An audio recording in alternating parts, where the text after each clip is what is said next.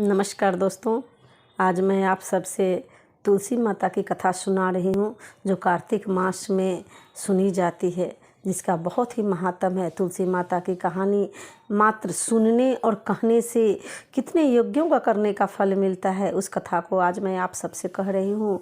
एक समय की बात है, एक ब्राह्मण के 7 पुत्र और एक पुत्री थी। पुत्री बहुत तुलसी माता की सेवा करती थी, पूजा पाठ करती थी। किसी अज्ञात बीमारी के कारण कुछ दिन के बाद ब्राह्मण की निधन हो जाती है। 7 पुत्र धीरे धीरे बड़े होने लगते हैं और कुछ दिन के बाद 7 पुत्र की शादी हो जाती है। 7 की शादी होने के बाद 7 की 7 बहुएं आती हैं, घर में रहने लगती है। लेकिन वो ब्राह्मण की पुत्री उसी तरीके से तुलसी माँ की सेवा करती रहती है। जल डालना, उनको सींचना, पूजा पाठ करना, धूप दीप नैवेद्य चढ़ाना, भोग लगाना, हर काम को बड़ी प्यार से करती थी। ये सब देखकर उन बहुओं को अच्छा नहीं लगता था। एक दिन वो जाके लड़की से बोलने लगी, क्या बात है, आपको ससुराल नहीं जाना? क्या आप ससुराल में जाओगे तो वहाँ भी इसी तरीके से पेड़ पौधे को सींचोगे? क्या वहाँ पे आपको खाना बनाना, घर की साफ सफाई, घर का काज काम सीखना नहीं है कि आप यही करोगे? और इतना बोलने के बाद वो सब हंसने लगती हैं। यह देखकर उस लड़की को बहुत बुरा लगता है, फिर भी तुलसी माता को हाथ जोड़ती है और हंसने लगती है। और धीरे धीरे वो लड़की भी बड़ी हो जाती है और एक दिन उनके 7 भाइयों ने अपनी बहन के लिए बहुत अच्छा रिश्ता ढूंढ के लाते हैं और अपनी बहू से बोलते हैं, मैं अपनी बहन की शादी फाइनल कर दिया हूँ और तुम मेरी बहन को जो सामान देते हैं, जो दहेज देते हैं, साड़ी कपड़ा बर्तन, जो भी गहने गुड़िया देते हैं, उसकी तैयारी करो, खरीदारी करो। वो भाइयों ने क्या किया कि बहुत सारे बड़े बड़े डब्बे खरीद के घर में रख दिए कि सब में सामान भर देना।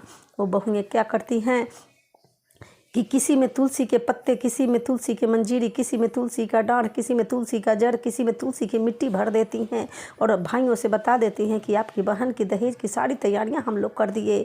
एक दिन धीरे धीरे वो दिन आ जाता है जिस दिन लड़की का बारात दरवाजे पे आ जाती है और शादी होती है। अगले दिन लड़की की विदाई हो जाती है।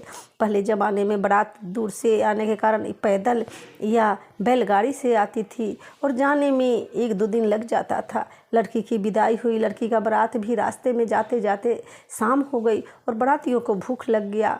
और यह देखकर लड़के के पिता ने सोचा कि हमारे लड़के के ससुराल से बहुत सारे डब्बे आए हैं, हो ना हो किसी में खाने का सामान ज़रूर होगा। और यह सोचकर उस डब्बे को खोलते हैं, देखते हैं कि उन डब्बों में गरम गरम पूरी और सब्जी है। उसको निकाल कर सारे बारातियों को खिलाते हैं। सारे बाराती वाह वाह करने लगते हैं, कहते हैं 7 भाइयों ने बहुत स्वागत किया है। यह देखकर लड़की बहुत खुश होती है और मन ही मन तुलसी माता को धन्यवाद करती है कि हे तुलसी माँ, ये सब आपका चमत्कार है। और ऐसे करने के बाद अगले दिन लड़की का बारात घर पे पहुंच जाता है। घर पे पहुंचने के बाद सारे लोग बहू देखने आते हैं।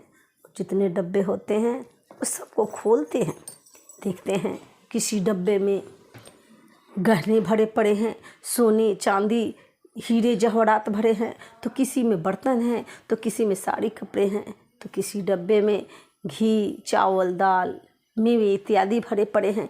देखकर सब तारीफ करने लगते हैं और बोलते हैं कि इसके 7 भाइयों ने कितना सारा दहेज दे के विदा किया है।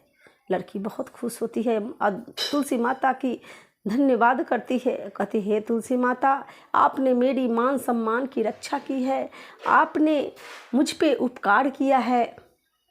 जिस तरीके से आपने मेरी मान सम्मान की रक्षा की है, उस तरीके से जो भी आपका कथा सुनता है या कथा कहता है उसकी रक्षा करना, उसकी हर मनोरथ मनोकामना पूर्ण करना। जिस तरीके से आपने मेरी रक्षा की, मेरी मान सम्मान की रक्षा की और मेरी हर मनोरथ मनोकामना को पूर्ण की, इस तरीके से जो भी इस कथा और कहानी को सुनता है, माँ तुलसा उसकी हर मनोरथ को पूर्ण करती है, मनोकामना को सिद्ध करती है, उसके इच्छा अनुसार वर देती है। जय है तुलसी माँ, जय है तुलसी।